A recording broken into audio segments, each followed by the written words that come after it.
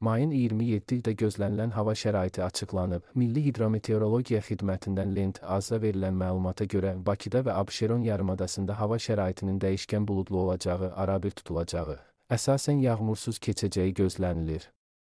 Lakin axşam bəzi şəhərətrafı ərazilərdə qısa müddətli az yağış yağacağı ehtimalı var. Şimal-qərb küləyi gündüz şimal-şərq küləyi ilə əvəz olunacaq. Havanın temperaturu gecə 16-19 isti, gündüz 25-30 isti olacaq. Atmosfer təzyiqi 763 mm civə sütunundan 760 mm civə sütununa enəcək. Nisbi rütubət 55-65 olacaq. Azərbaycanın rayonlarında havanın əsasən yağmursuz keçəcəyi. Lakin axşama doğru bəzi dağlıq və dağətəyi rayonlarda arabir yağış yağacağı, şimşək çaxacağı ehtimalı var. Ayrı-ayrı yerlərdə qısa müddətli leysan xarakterli olacağı, dolu düşəcəyi ehtimalı var. Gecə və səhər bəzi dağlıq ərazilərdə arabir duman olacaq.